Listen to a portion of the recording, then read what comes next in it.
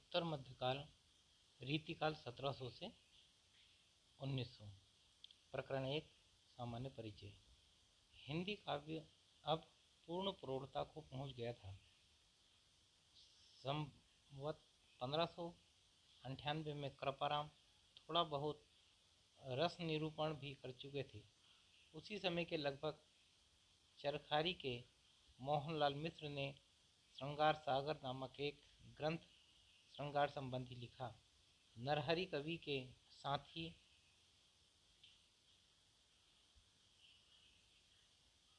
कर्णेश कवि ने कर्णाभरण, श्रुतिभूषण और भूभूषण नामक 3 ग्रंथ अलंकार संबंधी लिखे। रस निरूपण और अलंकार निरूपण का इस प्रकार सूत्रपात हो जाने पर केशवदास जी ने काव्य के सब अंग का निरूपण शास्त्रीय पद्धति पर किया। इसमें संदेश नहीं कि काव्य रीति का सम्यक समावेश पहले आचार्य केशव ने ही किया, पर हिंदी में रीति ग्रंथों की अविरल और अखंडित परंपरा का प्रवाह केशव की कवि प्रिया के प्रायः 50 वर्ष पीछे चला, और वह भी एक भिन्न आदर्श को लेकर, केशव के आदर्श को लेकर नहीं।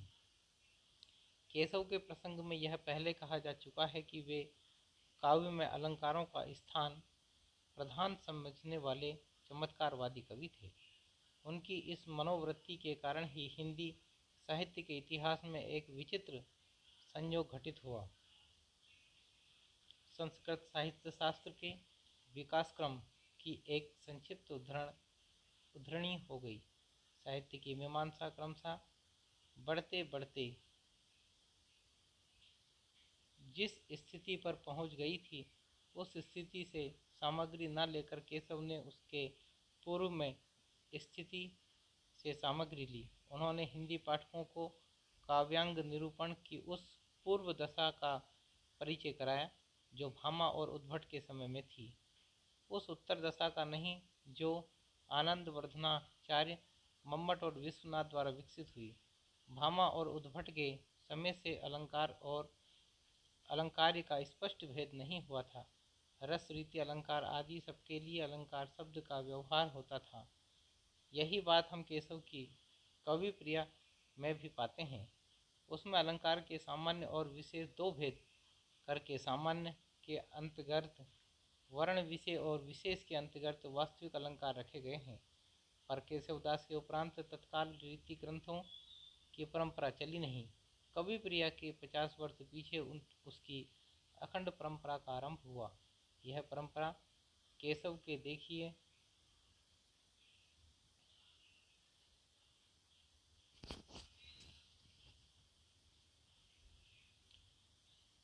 हुए पुराने आचार्यों भामा, उद्भट आदि के मार्ग पर न चलकर परवर्ती आचार्यों के परिष्कृत मार्ग पर चली, जिसमें अलंकार्य का भेद हो गया था। हिंदी के अलंकार ग्रंथ अधिकतर चंद्रालोक और कोवलयानंद के अनुसार निर्मित हुए। कुछ ग्रंथों में काव्य प्रकाश और साहित्य दर्पण का भी आधार पाया जाता है।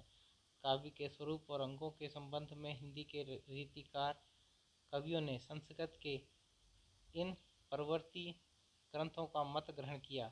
इस प्रकार देवयोग से संस्कृत साहित्य शास्त्र के इतिहास को की संक्षिप्त उद्धरणी हिंदी में हो गई। हिंदी रीति ग्रंथ की अखंड परंपरा चिंतामणि त्रिपाठी से चली, अतः रीतिकाल का आरंभ उन्हीं से मानना चाहिए। उन्होंने संवत 1700 के कुछ आगे पीछे काव्य विवेक, कविकुल, कल्पतरु और काव्य प्रकाश के 3 ग्रंथ लिखकर काव्य के सब अंगों का पूर्ण निरूपण किया, और पिंगल या छंद शास्त्र एक पुस्तक लिखी। उसके उपरांत तो लक्षण ग्रंथों की भरमार सी होती गई। कवियों ने कविता लिखने की एक प्रणाली ही बना ली कि पहले दोहे में अलंकार या रस का लक्षण लिखना, फिर उसके उदाहरण के रूप में कविता का सवैया लिखना। हिंदी साहित्य में यह अनूठा दृश्य खड़ा हुआ। संस्कृत साहित्य में कवि और आचार्य 2 भिन्न भिन्न श्रेणियों के व्यक्ति रहे। हिंदी काव्य क्षेत्र में यह भेद लुप्त सा हो गया। इस एकीकरण का प्रभाव अच्छा नहीं पड़ा। आचार्यत्व के लिए जिस सूक्ष्म विवेचन या पर्यालोचन शक्ति की अपेक्षा होती है उसका विकास नहीं हुआ। कवि लोग एक दोहे में अपर्याप्त लक्षण देकर अपने कवि कर्म में प्रवृत्त हो जाते थे। काव्यांगों का विस्तृत विवेचन, तर्क द्वारा खंडन मंडन, नए नए सिद्धांतों का प्रतिपादन आदि कुछ भी न हुआ। इसका कारण यह भी था कि उस समय गद्य का विकास नहीं हुआ था। जो कुछ लिखा जाता था वह गद्य में पद में ही लिखा जाता था। पद में किसी बात के सम्यक मीमांसा या उस पर तर्क वितर्क हो नहीं सकता।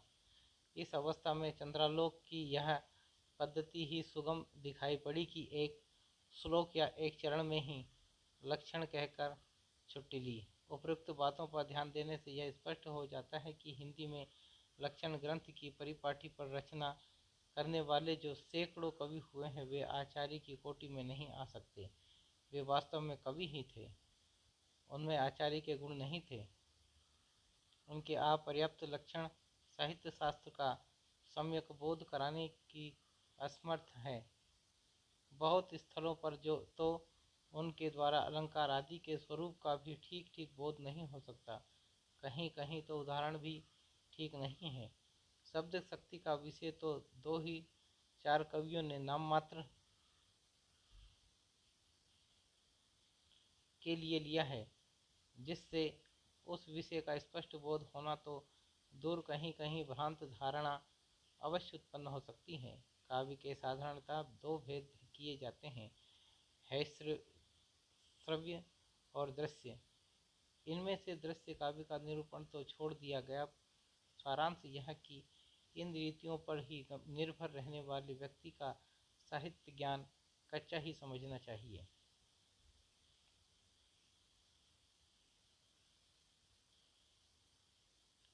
यह सब लिखने का अभिप्राय यहाँ केवल इतना ही है कि यह ना समझा जाए कि रीतिकाल के भीतर साहित्य शास्त्र पर गंभीर और विस्तृत विवेचन तथा नई नई बातों की उद्भावना होती रही। केशवदास के वर्णन में यह दिखाया जा चुका है कि उन्होंने सारी सामग्री कहाँ कहाँ से ली। आगे होने वाले लक्षण ग्रंथकार कवियों ने भी सारे लक्षण और भेद संस्कृत की पुस्तकों से लेकर लिखे हैं, जो कहीं कहीं अपर्याप्त हैं। अपनी ओर से उन्होंने न तो अलंकार क्षेत्र में कुछ मौलिक विवेचन किया, न रस क्षेत्र में।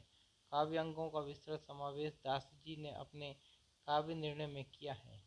अलंकारों की जिस प्रकार उन्होंने बहुत से छोटे छोटे प्रकरणों में बांट कर रखा है उससे भ्रम हो सकता है।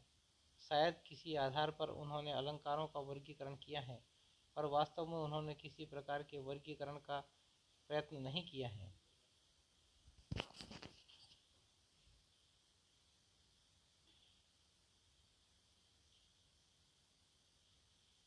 दास जी की एक नई योजना अवश्य ध्यान देने योग्य है। संस्कृत काव्य में अंत्यानुप्रास या तुक का चलन नहीं था, इससे संस्कृत के साहित्य ग्रंथों में उसका विचार नहीं हुआ है, पर हिंदी काव्य में वह बराबर आरंभ में से ही मिलता है। अतः दास जी ने अपनी पुस्तक में उसका विचार करके बड़ा ही आवश्यक कार्य किया। भूषण का भाविक छवि एक नया अलंकार सा दिखाई पड़ता है, पर है वास्तव में संस्कृत ग्रंथों के भाविक का ही एक दूसरा या प्रवर्धित रूप है। भाविक का संबंध कालगत दूरी से है। इसका देशगत से बस इतना ही अंतर है। दास जी के अतिशयोक्ति के 5 नए दिखाई पड़ने वाले भेदों में से 4 तो भेदों के भिन्न भिन्न योग हैं। 5वां संभावनातिशयोक्ति तो संबंधातिशयोक्ति ही है। देव कवि का संचारियों के बीच छल बढ़ा देना कुछ लोगों को नई सूझ समझ पड़ा है। उन्हें समझना चाहिए कि देव ने जैसे और सब बातें संस्कृत की रस तरंगणी से ली है, वैसे ही यह छल भी, सच पूछिए तो छल का अंतर्भाव अवहिता में हो जाता है। इस बात का संकेत पहले किया जा चुका है कि हिंदी के पदबद्ध लक्षण ग्रंथों में दिए हुए लक्षणों और उदाहरणों में बहुत जगह गड़बड़ी पाई जाती हैं। अब इस गड़बड़ी के संबंध में दो बातें कही जा सकती हैं। या तो यह कहें कि कवियों ने अपना मतभेद प्रकट करने के लिए जानबूझकर भिन्नता कर दी है, अथवा प्रमादवश और का और समझकर मतभेद तो तब कहा जाता जब कहीं कोई नूतन विचार पद्धति मिलती। अतः दूसरा कारण ही ठहरता है। कुछ उदाहरणों से यह स्पष्ट हो जाएगा। केशव ने रूपक के तीन भेद दंडी से लिए, अद्भुत रूपक, विरुद्ध रूपक और रूपक रूपक। इनमें से प्रथम का लक्षण भी स्वरूप व्यक्त नहीं करता और उदाहरण भी अधिक ताद्रव्य रूपक का हो गया है। विरुद्ध रूपक भी दंडी से नहीं मिलता और रूपकातिशयोक्ति हो गया है। रूपक रूपक दंडी के अनुसार वहाँ होता है जहाँ प्रस्तुत पर एक अप्रस्तुत का आरोप करके फिर दूसरे अप्रस्तुत का भी आरोप कर दिया जाता है। केशव के ना तो लक्षण से यह बात प्रकट होती है, ना उदाहरण से। उदाहरण में दंडी के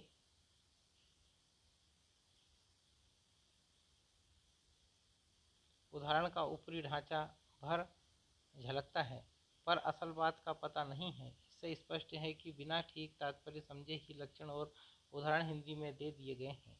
भूषण क्या प्रायः सब हिंदी कवियों ने भ्रम, संदेह और स्मरण अलंकारों के लक्षणों में सादृश्य की बात छोड़ दी है? इससे बहुत जगह उदाहरण अलंकार के न होकर भाव के ही हो गए हैं। भूषण का उदाहरण सबसे गड़बड़ है।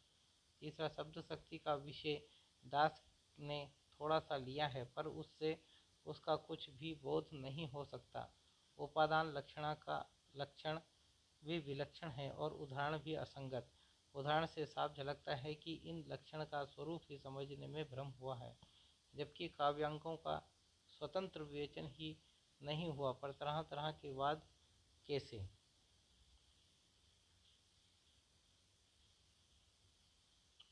प्रतिष्ठित होते। संस्कृत साहित्य में जैसे अलंकारवाद, रीतिवाद, रसवाद, ध्वनिवाद, वक्रोक्तिवाद आदि अनेक वाद पाए जाते हैं, वैसे वादों के लिए हिंदी के रीति क्षेत्र में रास्ता ही नहीं निकला। केशव को ही अलंकार आवश्यक मानने के कारण अलंकारवादी कह सकते हैं। केशव के उपरांत रीति काल में होने वाले कवियों ने किसी वाद का निर्देश नहीं किया। वे रस को ही काव्य की आत्मा का प्रधान वस्तु मानकर चले। महाराज जसवंत सिंह ने अपने भाषा भूषण की रचना चंद्रालोक के आधार पर की, पर उसके अलंकार की अनिवार्यता वाले सिद्धांत का समावेश नहीं किया।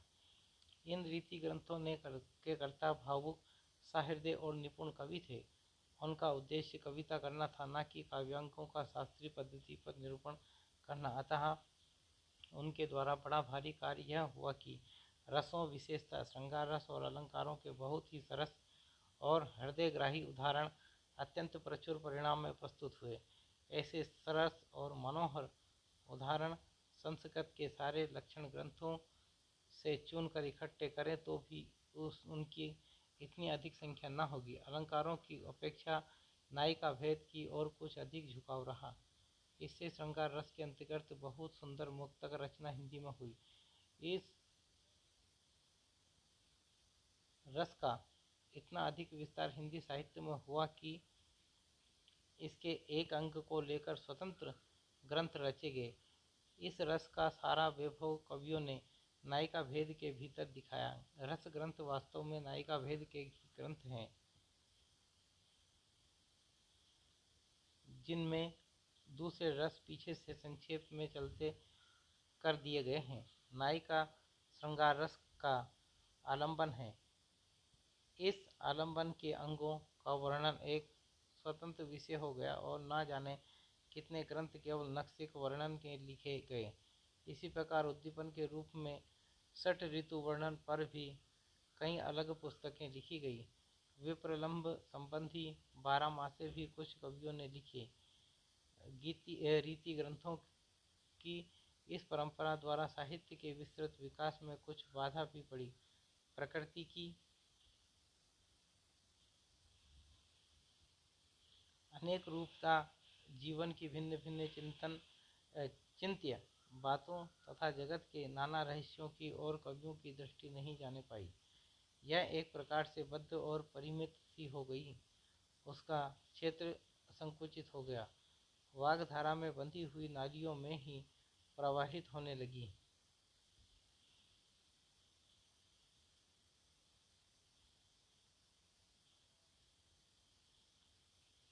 जिससे अनुभव के बहुत से गोचर और अगोचर विषय रसिक्त होकर सामने आने से रह गए। दूसरी बात यह हुई कि कवियों की व्यक्तिगत विशेषता की अभिव्यक्ति का अवसर बहुत ही कम रह गया। कुछ कवियों के बीच भाषा, शैली, पदविन्यास, अलंकार, विधान आदि बाहरी बातों का भेद हम थोड़ा बहुत दिखा सकें, पर उनकी आभ्यंतर प्रवृत्ति के अन्वीक्षण में समर्थ उच्च कोटि की आलोचना की सामग्री बहुत कम पा सकते हैं। रीतिकाल में एक बड़े भारी अभाव की पूर्ति हो जानी चाहिए थी, पर वह नहीं हुई। भाषा जिस समय सैकड़ों कवियों द्वारा परिमार्जित होकर प्रौढ़ता को पहुंची, उसी समय व्याकरण द्वारा उसकी व्यवस्था होनी चाहिए थी, जिससे उस च्युत संस्कृति दोष का निराकरण होता जो ब्रज भाषा काव्य में थोड़ा बहुत सर्वत्र पाया जाता है, और नहीं तो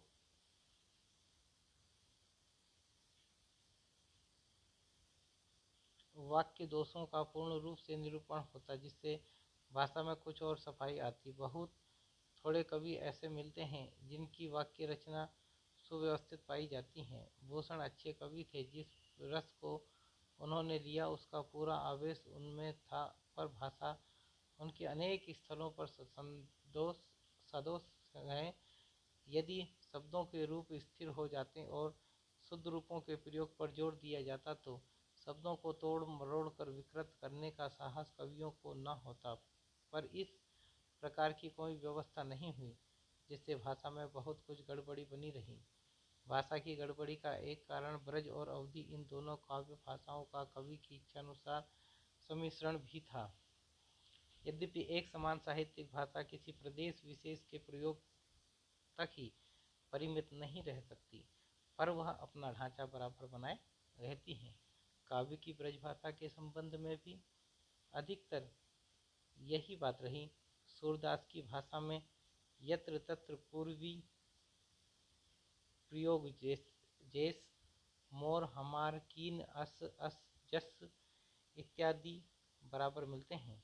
बिहारी की भाषा भी कीन, दीन आदि से खाली नहीं। रीति ग्रंथों का विकास अधिकतर अवध में हुआ, अतः इस काल में काव्य की ब्रजभाषा में अवधि के प्रयोग और अधिक मिले। इस बात की किसी कवि ने लक्ष्य भी किया। दास जी ने अपने काव्य निर्णय में काव्य भाषा पर भी कुछ दृष्टिपात किया। मिश्रित भाषा के समर्थन में वे कहते हैं, ब्रजभाषा भाषा रुचिर कहे सुमति सब कोई, मिल संस्कृत पारस्यो पे अति प्रकट जो होई। ब्रज मागधी मिले अमर, नाग यवन भाखानी, सहस पारसी हूँ मिले, सट विधि कहत बखानी। उक्त दोहों में मागधी शब्द से पूर्वी भाषा का अभिप्राय है। अवधि अर्ध मागधी से निकली मानी जाती है और पूर्वी हिंदी के अंतर्गत है। जबादानी के लिए ब्रज का निवास आवश्यक नहीं है। आप्त कवियों की वाणी भी प्रमाण है। इस बात को दास जी ने स्पष्ट कहा है। सुर केशव मंडन बिहारी कालिदास ब्रह्म, चिंतामणि मति राम भूषण सुजानिए।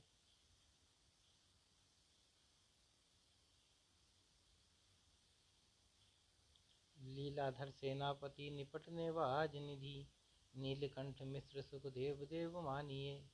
आलम रहीम रस खान सुंदरादिक, अनेकन सुमति भय कहाँ लो बखानिए। ब्रज भाषा है ब्रजवास ही न अनुमानो, ऐसे ऐसे कवि की बानी हूँ सो जानिए। मिली जुली भाषा के प्रमाण में दास जी कहते हैं कि तुलसी और गंग तक ने जो कवियों के शिरोमणि हुए, ऐसी भाषा का व्यवहार किया है। तुलसी गंग दूबो भय, सुकवि के सरदार, इनके काव्यन में मिली भाषा विविध प्रकार। इस सौदे सादे सीधे सादे दोहे का जो यह अर्थ लें कि तुलसी और गंग इसलिए कवियों के सरदार हुए कि उनके काव्यों में विविध प्रकार की भाषा मिली है। उनकी समझ तो क्या कहा जाए। दास जी ने काव्य भाषा के स्वरूप का जो निर्णय किया, विवाह कोई 100 वर्षों की काव्य परंपरा के पर्यालोचन के उपरांत, अतः उसका स्वरूप निरूपण तो बहुत ही ठीक है। उन्होंने काव्य भाषा ब्रजभाषा ही कही है, जिसमें और भाषाओं के शब्दों का भी मेल हो सकता है, पर भाषा संबंधी और अधिक मीमांसा न होने के कारण कवियों ने अपने को अन्य बोलियों के शब्दों तक ही परिमित किया रखा। उनके कारण चिन्हों और क्रिया के रूपों का भी वे मनमाना व्यवहार बराबर करते रहे। ऐसा वे केवल सौकर्य की दृष्टि से करते थे, किसी सिद्धांत के अनुसार नहीं। करना के भूतकाल के लिए वे छंद की आवश्यकता के अनुसार कियो, कीनो, करियो, करियो, कीन, यहाँ तक कि किए तक रखने लगे। इसका परिणाम यह हुआ कि भाषा को वहाँ स्थिरता न प्राप्त हो सकी, जो किसी साहित्यिक भाषा के लिए आवश्यक है। रूपों के स्थिर न होने से यदि कोई विदेशी काव्य की ब्रजभाषा का अध्ययन करना चाहे तो उसे कितनी कठिनता होगी। भक्ति काल के प्रारंभिक अवस्था में ही किस प्रकार मुसलमानों के संघर्ष से कुछ फारसी के शब्द और चलते भाव मिलने लगे थे, इसका उल्लेख हो चुका है। नामदेव और कबीर आदि की तो बात ही क्या, तुलसीदास ने भी गनी, गरीब साहब, इताती, उमर दराज आदि बहुत से शब्दों का प्रयोग किया।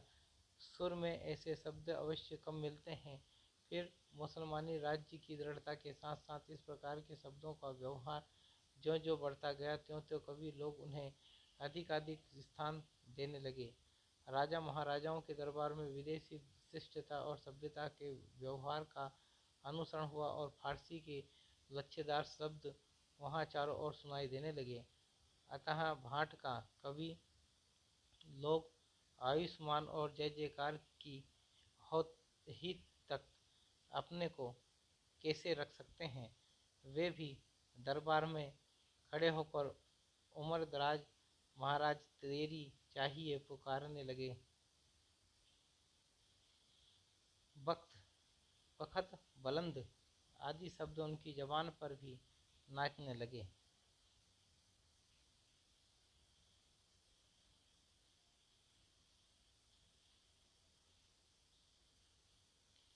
यह तो हुई व्यावहारिक भाषा की बात। फारसी सब काव्य के शब्दों को भी थोड़ा बहुत कवियों ने अपनाना आरंभ किया। रीतिकाल में ऐसे शब्दों की संख्या कुछ और बढ़ी, पर यह देखकर हर्ष होता है कि अपनी भाषा की स्वाभाविक सरसता का ध्यान रखने वाले उत्कृष्ट कवियों ने ऐसे शब्दों को बहुत ही कम स्थान दिया।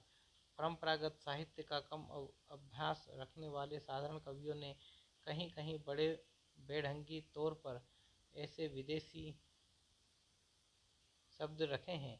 कहीं कहीं सुख बोयन आदि उनके विकृत शब्दों को देखकर शिक्षितों को इस प्रकार की व्यक्ति सी होती है और उनकी कविता गंवारों की रचना से लगती है।